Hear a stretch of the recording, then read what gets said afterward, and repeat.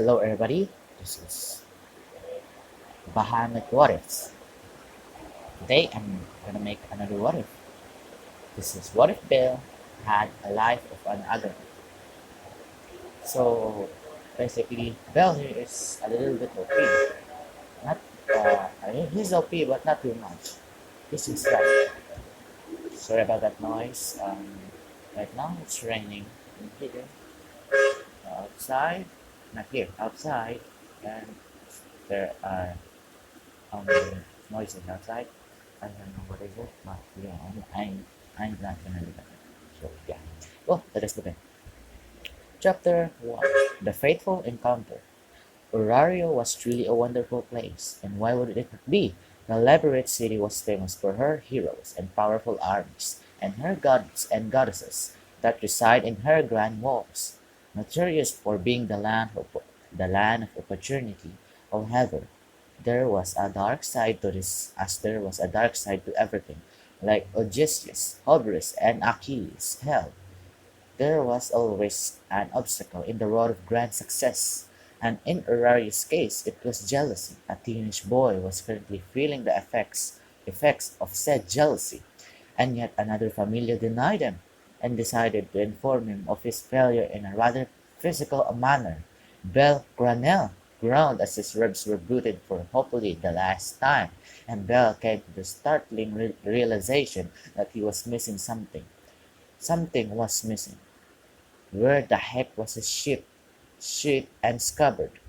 Logically, they couldn't be far, but considering that he could feel the blades of his daggers lightly digging into his thigh, he knew they weren't on his persona, and he slowly rose from his position on the streets, blindly trying to find them. He knew that they were nowhere to be found, which was a shame. His recent dive into dungeon may have been profitable, at least to his standards, but the savings would run out soon, and he couldn't afford another sheet and scabbard. Perhaps they were left in the dungeon. He then leave in a hurry. There were reports of a minotaur down in the dungeon, and Bell had no intention of standing in Theseus' shoes.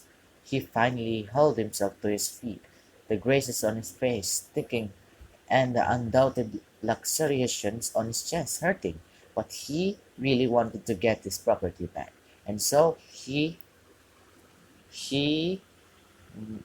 helped the limp to the opening of Orario's P. Picia de Resistance, the dungeon, and wouldn't sorry about that. Well, the dungeon, and wouldn't you know, out came the Loki and Hephaestus familiar, with their patron goddesses, with his sheet and scabbard. That was fantastic, spiffing, unbelievably tremendous. Why was Bell going through every joyful word in the Orion dictionary and making it sarcastic? Because to receive his scabbard and sheet, he would have to he would have to left his arms, exposing the prohibited prohibited weapon dangling from his belt as usual as a butter knife.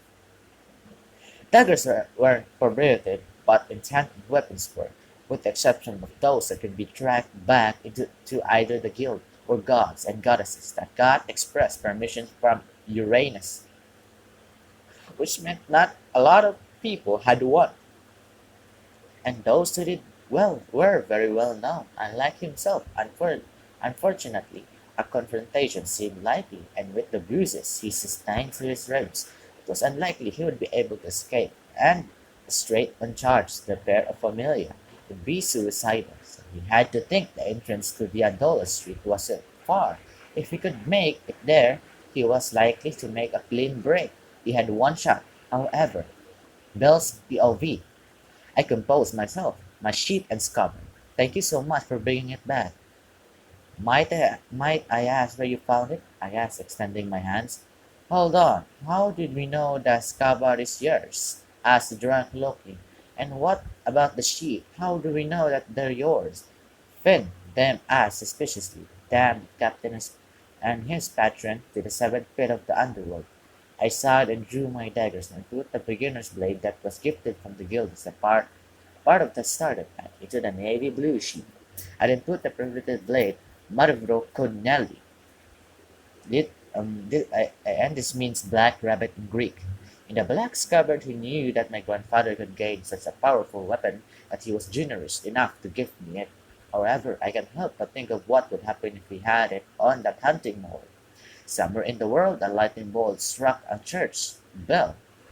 Does that answer your question, sir? I asked. The polyam nodded. However, I noticed that the goddess of the forged gaze was directed at the black scabbard. Tartarus. If she had been seen the rows that were embedded in the very blade itself. I sighed and thought, oh well, I'll just need to deal with it when it comes. Grandpa did always say it's better to be optimistic. But as I looked up, dread filled my body at the way her eyes widened in shock. Not that I could blame her, of course. Enhancement on a blade that was possessed by a nobody, unheard of. I had to get out, preferably now, before Hephaestus asked questions that would be rather uncomfortable to answer. I thanked the Loki Familia and started walking to Babel, but within a second of turning, Hephaestus called out, "Hey, you, stop!" Hephaestus shouted, "Tartarus, I hadn't prepared myself for this." I sighed and started to sprint. The sword princess quickly got on my tail and got, well, that's the chapter. Well, that's the chapter finished. I'm planning on doing a little bit more each chapter so I don't burn myself out as I did on my last, yeah, fun fact. This will mainly be a Bell POV unless I specify otherwise. I apologize in advance for the switches between third and first person. Anyways, hope you enjoyed and I bid you. So yeah, that's that's it, guys. Bahamut, what if say? So bye. Thank you. Please subscribe and like for more videos. And if you want to donate me, uh, as give uh, I'll just give the link. I just give the link in the description below. So yeah, please like and subscribe for more videos. Bye bye.